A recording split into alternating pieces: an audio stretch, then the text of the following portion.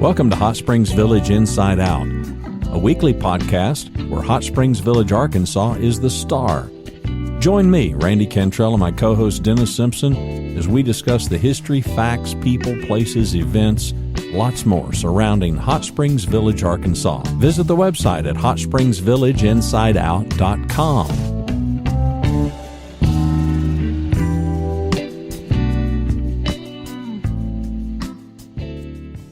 Hello, I'm Dennis Simpson, again, co-host with Mr. Randy Cantrell. We're glad you're joining us today, and we are going to talk about how to quiet or clean a title. And I know that sounds like a strange, esoteric thing, but with the number of lots that are being bought recently from state tax sales from the Commissioner of State Lands and places like this keeps coming up over and over and over. And to join us today, we have Mr. Jeff Atkins. How you doing today, Jeff? Hey, I'm good. How are you, Dennis? Doing quite well indeed. The reason I wanted to tell this story and kind of come into it, part of what Jeff and I know, and Randy too, is anecdotal and incidental. And part of what we know is because we've had to muddle through some of these waters by ourselves. And one of the issues is I got a phone call from a lady at a title company this last week. Very nice lady, happy to help. And she said, I'm going to put you on speakerphone. And by the way, I'm not always somebody you want to put on speakerphone. I'm going to put you on speakerphone. And we've got a couple here who they're closing on a house, beautiful brand new house they bought in an interior part of the village. And they went to the Commissioner of State Lands and they bought the lot beside them. And they want to put a garage on it. And they want to know how to clear that title. What do they need to do? And I asked just a couple of quick questions. And Jeff, have you had this question just like 20 times a year? Well, probably not 20, but I get it occasionally. Yeah. So people are always asking, how do you do that? Right. Mm-hmm. So I asked the people real quick, I said, well, did you buy this at a tax sale? Yes, we bought this from the Commissioner of State Lands. And I said, have you done any research on it? Have you looked up? Did it have any encumbrances? And the first lady said joyfully, oh, we are so happy. We looked this up. And unfortunately, the couple that had it, the husband and wife that had it, they're both deceased. But we think that's great news. And all I could think is that's the world's worst possible news. And right now, those of you that don't know are kind of scratching your head. And Jeff, what is even worse than the both parties dying? I think the worst possible news you could get is that there's an IRS lien on the property. Yeah, because those IRS liens do not go away for heck and high water. I think 10 years from whenever they were instituted, and they can be extended. Really? Potentially. Yeah. And I've had that happen on a lot that I've bought before. And it was supposed to have a good title, but it turned out that it had a IRS lien on it. And who did you buy this from, if I can? Well, it was at the POA foreclosure sales way back years ago, many years ago. Back when they did that at the 15 county years courthouse. ago, probably, yeah. And it was just missed before the POA action was complete. Typically, they wouldn't have auctioned it off, or they wouldn't have even pursued the foreclosure action if it had an IRS lien, just because it wasn't worth it. But it got missed, and so I may even still own that lot. I don't know. But let me shoot it. But would this topic apply to people that are buying a lot through other means other than a tax sale? Well, I'm thinking of all the Facebook posts, particularly from foreign owners. Oh, sweet Lord! And these lots that people are saying, "Hey, we'll owner financed and all that." I mean, how reliable are those? Well, I mean, when we talked about the Commissioner of State Land Sales on a previous podcast, one of the things we said is that you probably always want to close at a title company, get a title search, and get a warranty deed.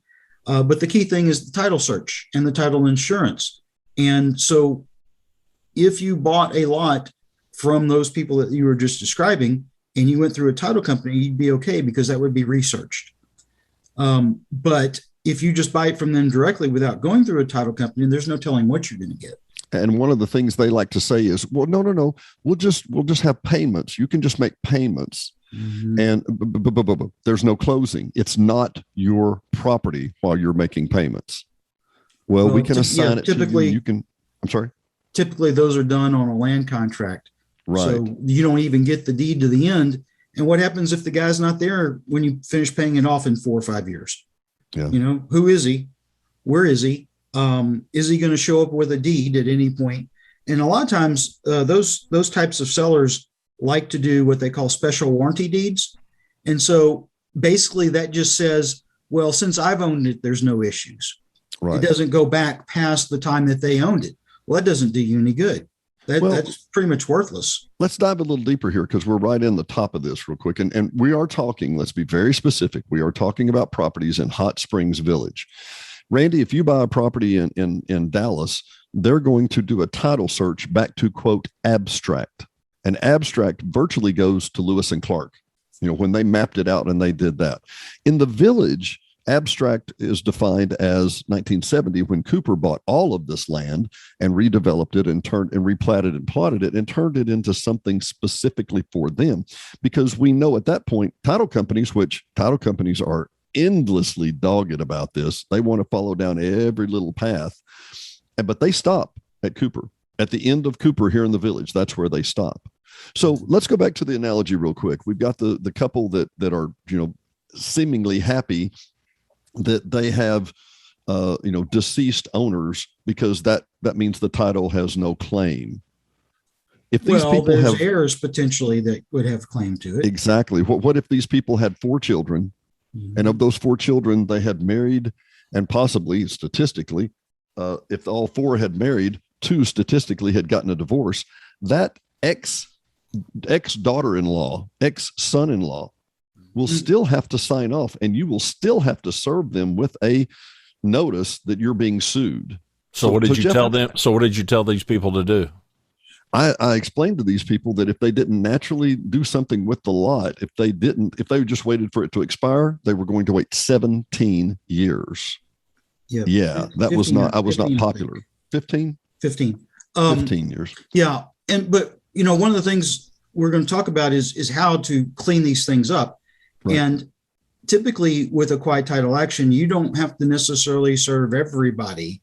You serve, you would, in this case that you gave, Dennis, I think you would just service, meaning you notify the last known owner with a certified letter. Right.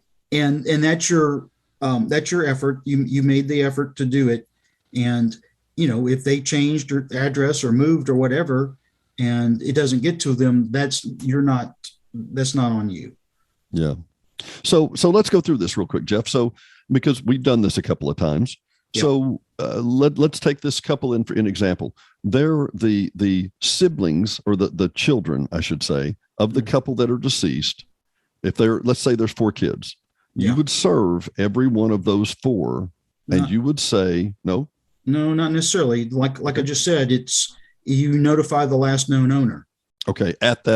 You don't care if they're dead or not. You're just notifying the last good owner, because it could be in a trust, right? It doesn't matter. You notify the last known owner. Now, there are sometimes I think they will actually go and notify other people. But that's why you have a lawyer involved, to know who to notify and how far back you have to go and all that sort of thing. So the solution, that's if you do the quiet title solution, and that costs money, to do the legal process.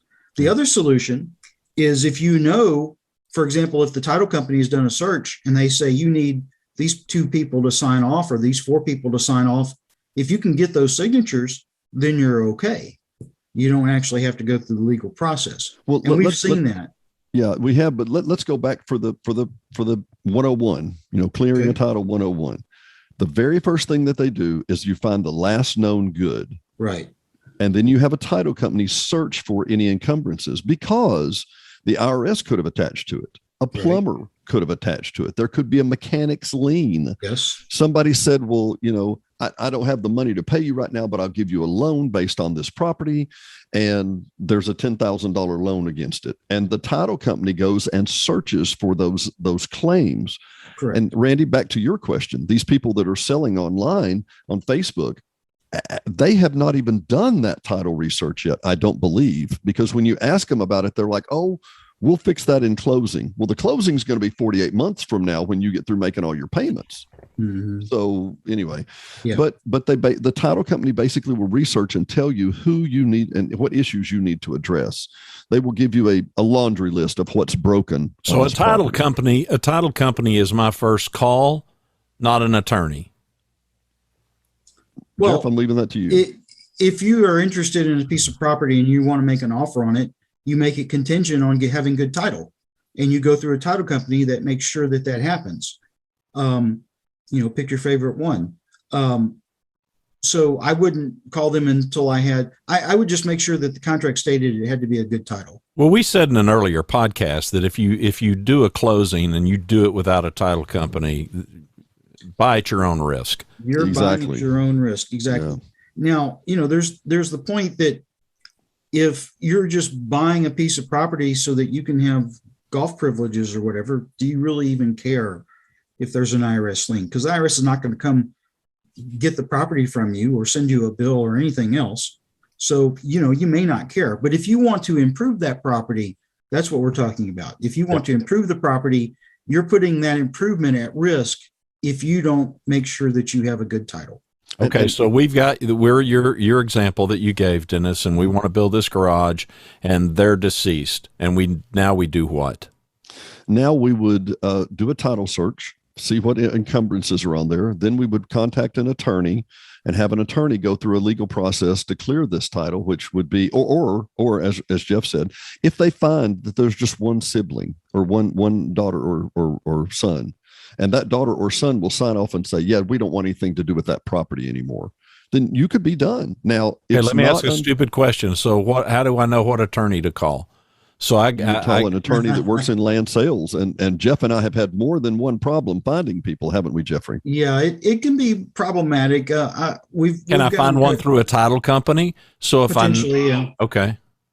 Well, and let me go back to this. The reason why the lady at the title company called me was because she said, this guy knows more about clearing titles than anybody I know. I was like, well, wouldn't you know attorneys that you could answer this question to?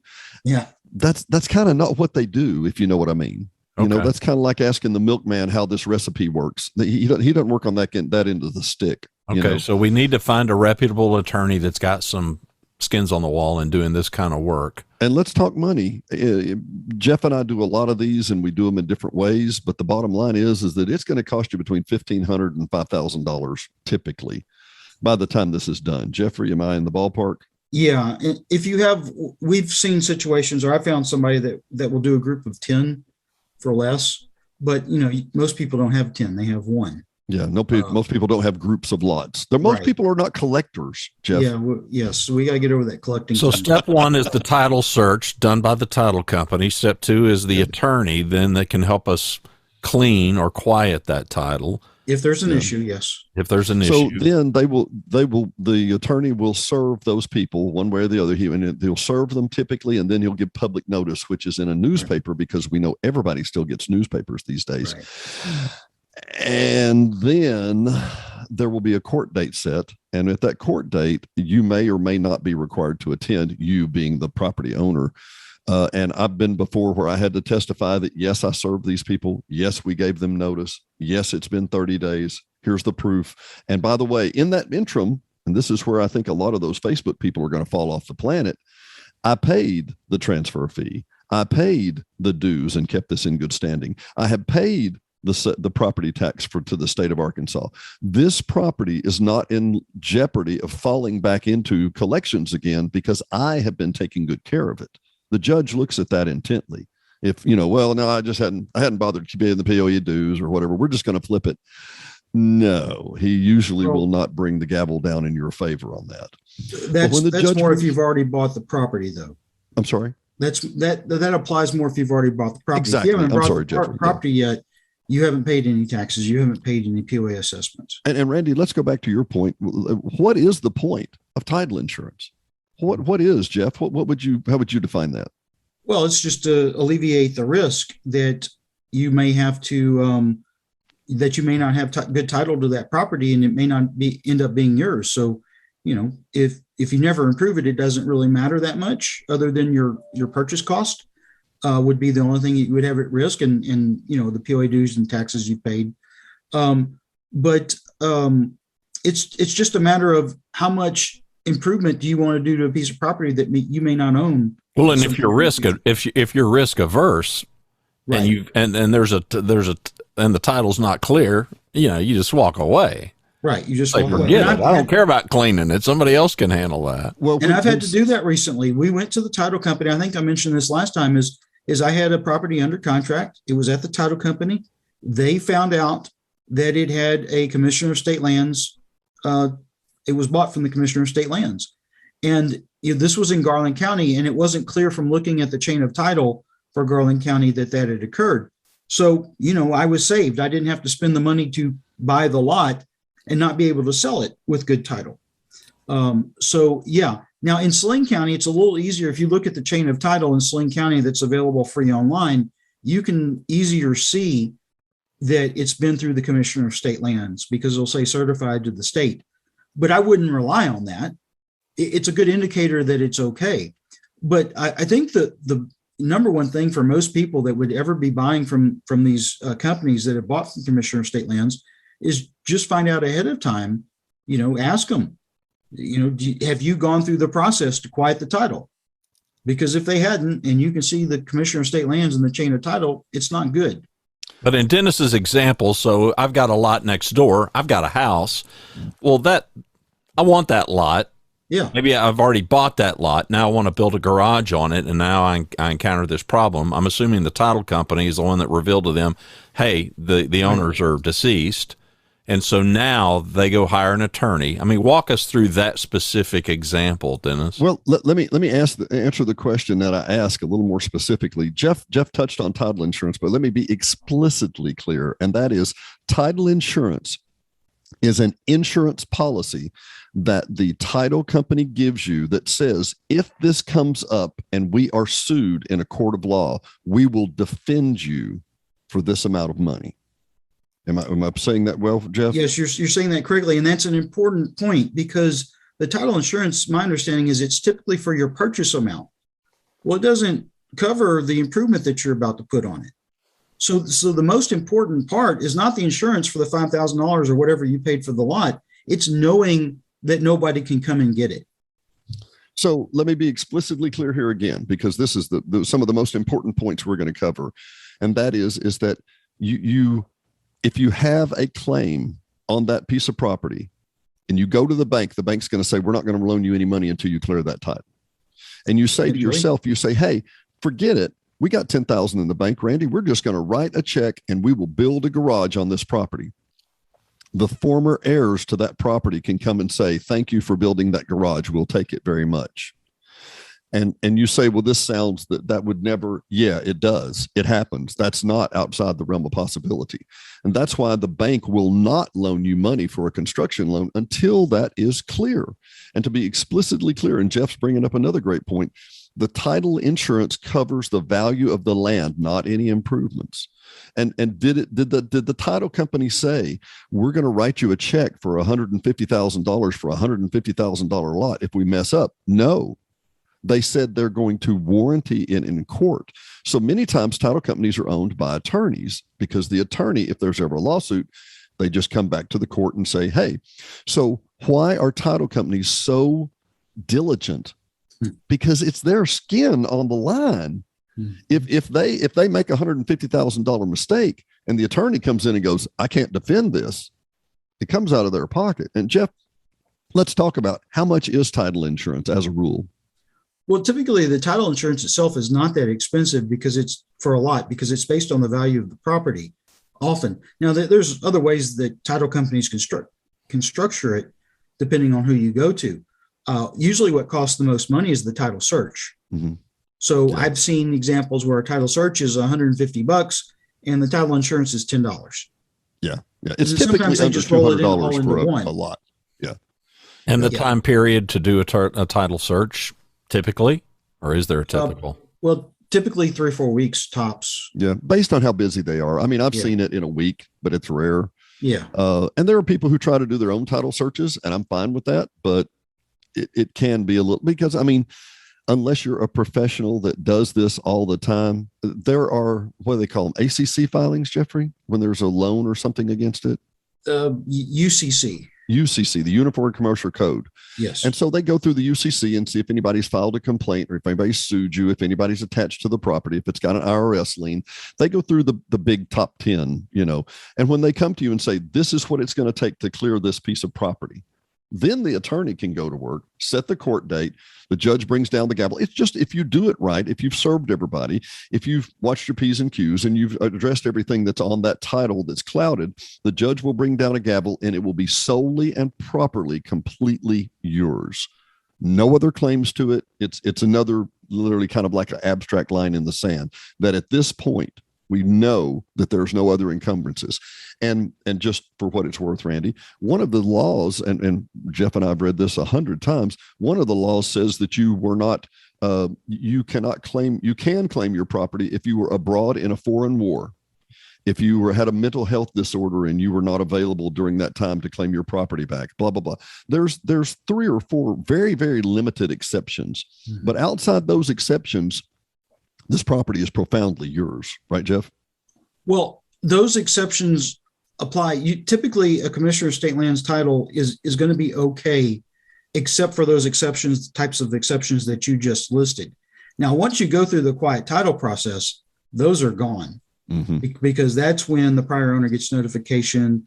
And the other thing we need to point out is we're kind of saying this like you would buy the property and then go through the quiet title process. I would recommend that before you buy the property, you have the prior owner go through the quiet title process so you don't take the risk. If they want to sell the property, let them make sure it has a good title. Don't take on that burden yourself. Let's talk about how the procedure goes, because people say, well, Jeff, I'm going to pay you $10,000 and then we'll do closing. Mm-hmm. And most people really don't understand what closing is. Give us a quick thumbnail of that. Well, the actual closing is when you get the deed. Right. But I'm just saying, what have they covered when they get the deed? They make sure that all the taxes are paid. They make sure there's no further encumbrances on the property, that they can write a piece of title insurance on the property. Yeah. When we're talking about closing, it's like, okay, well, that's going to be $500. Well, what does that cover? Well, it covers the title search. It covers the insurance. It covers all these things to make sure that this transaction is flawless, that at the end of this transfer, period, this property is yours without question. That's the goal. Yes. Randy, anything else? No. I think he's such a man of so many words. Right? No, I'm succinct. Good. I may not be clear, but no, I get it. I mean, listen, it as always, to me, you guys are experienced at this, I'm only experienced in buying houses and stuff, but it's buyer beware. It's just buyer beware. I mean, these Facebook ads, I look at them and I just cringe, because, owner financed and, no closing costs, and we don't need a title company and all that. And what they're doing. We know what they're doing. I hope most people in the public know what they're doing too. Well, Jeff and I have seen this for over 20 years, and we've seen pretty much every game played. We see people that will send you a letter, Randy, and they'll say, hey, we like your property, and that's really interesting. And they're looking at, 32,000 properties in the village. Yep. And they see these ones that pop out based on an algorithm. And they send you a letter and they say, Randy, we are interested in buying your property, and we'll close in about 3 years after we found another buyer. Yeah. I mean, and so they keep you in a contract, so you can't even sell your own property. Yeah. There's a lot of these things. Jeffrey, I can't imagine anybody doing any of this without a title company. To me, that's job one, is get professionals involved that can protect you. I do have a question. Is there one elephant in the room that is like, nah, forget it? So I'm looking at a lot and I really like the lot, but up pops this one issue. And while I could do it, what would you walk away from? I think the IRS lien is probably the most difficult situation. Yeah. But I think I mentioned it on a previous podcast is I've seen somebody sell a lot that they did not even own. So, and it didn't go through a title company, obviously, or the title company would have realized. We went back and, I was put in contact with a postal inspector who told me that the notary stamp on the deed was a forgery and just all kinds of things. Oh, man. It was a nightmare. Yeah, that's when you just run. Well, it was too late for them to run. It was a couple from St. Louis. They had already paid the guy for the lot. Oh, and the guy, they had filed a deed against my lot that I owned, and the county caught it at that time. Saline County caught it, and it was removed. I didn't have to do anything really. So they filed it against the wrong lot? No. The guy had owned the lot. I don't understand. The guy had owned the lot. He lost it through foreclosure at the POA auction. I was the owner, and then he sold it, even though he knew that he didn't. Oh, he sold the lot that he no longer owned. Yeah, he sold a lot that he no longer owned, and he knew that he didn't own it. I mean, why else would you use a forged notary stamp? Yeah. Okay, so I got it. You've got to be so careful. Detail I missed. Yeah, I mean, if you look at the chain of title on some of these lots, it's been back and forth so many places. They can all be cleaned up, but potentially the one I'd really worry about, like you asked about, was the IRS lien, because that might run for another 5 years. Mm-hmm. And will it be re-implemented or extended? Who knows? So why take that risk? Well, I would run from the room, and I have, when people say, well, we don't need a title company. We'll just take it this way. And I'm like, I don't know you. And where did this title? No, we're good. Thanks. Appreciate it. But part of the problem, Randy, to just kind of summarize and wrap up, part of the problem is that there's nothing as attractive, when you love your home, there's nothing as attractive as the next door lot. Okay. And that sounds like a great idea. It really is. You just want the land that you're on and what touches yours, mm-hmm. And that seems like a good idea, no matter, how do you run away from something that's your next door lot? There's not another next door lot that's going to come available. Well, yeah, but Jeff and I've seen this too. And that is, these guys come and go. If they last 3 to 5 years, I just wait them out. And I know that's the long play, but in 5 years, that property may be available again. And I would encourage you, and Randy, Jeff, we haven't brought this up, but Garland County offers a very simplified search, which is actdatascout.com, datascout.com. And they offer a free search, but it's really limited. And AR County Records, AR Alpha Romeo County Records. Is that it? County Data? AR County Data. ARCountydata.com actually offers a free search in Saline County, but it's a very limited search. And what is it, $15 a month or something? Or you can. Well, they're different formats, but one of them's per minute. They've got some. You can search and get. But there are deeper free information. searches. There are free searches in both counties available. Mm-hmm. It can give you some idea of what's out there. And, actually, you're better off if the property was owned by NRP and then is in the possession of Capital Source or one of those subsidiary companies. That's actually pretty good, because typically those are a lot easier to clean up. You can even pay them a small fee and just have it go away and have that problem go away. Well, let's recap for listeners. NRPI's National Recreational Properties that came here in 2006, 2005, bought a lot of properties, went bankrupt after the 2007, whatever, or at least sold their assets to another entity. And Flatiron Stockbridge Capital, and CS Paradiso, yes, and NRPI. But those entities, whereas they are defunct as far as practical operations, they still do own valid titles, and you can contact them and say, hey, would for $500, would you sign off on this title and give us a quit claim or a quit release where you don't have any more claim to it? Right. And a lot of times I hear that happen. So that can really, you talk about how long it takes, Randy. It can take 3 to 4 months. If you can find Stockbridge Capital or somebody like this, or somebody that will sign off on it, and the title company says that's who you need to sign off, and they will sign off, you could do that in a couple of weeks and $500. So there's a lot of ways to do this, but we sound like an advertisement for a title company, but the bottom line is use a title company, use a independent third party that will take care of that. If you don't know the buyer and the seller, use a title company. Stupid question. Absolutely. Important to use a title company in the locale? I would use one in Arkansas. The couple of title companies that are here at the West Gate, are the most experienced dealing with these situations here. But there are other title companies. The Bella Vista has a similar situation. So if you had a title, but why not use somebody here, either in Hot Springs or Hot Springs Village? There's really no point in going elsewhere. But I would definitely stay in state. Yeah. Yeah.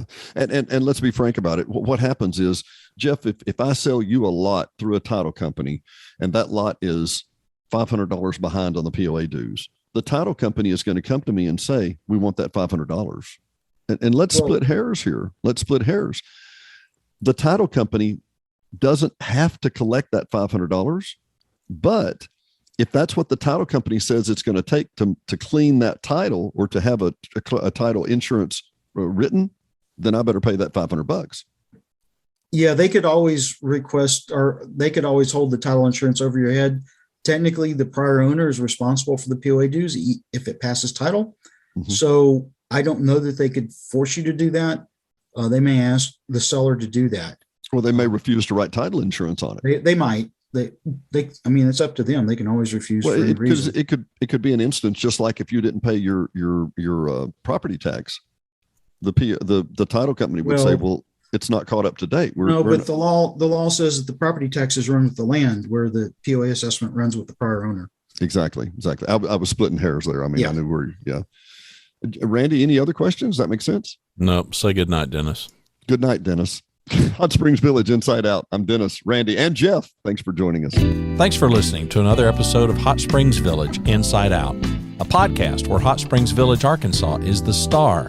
Please subscribe to the podcast. You can do that by visiting our website, hsvinsideout.com, and tell a friend.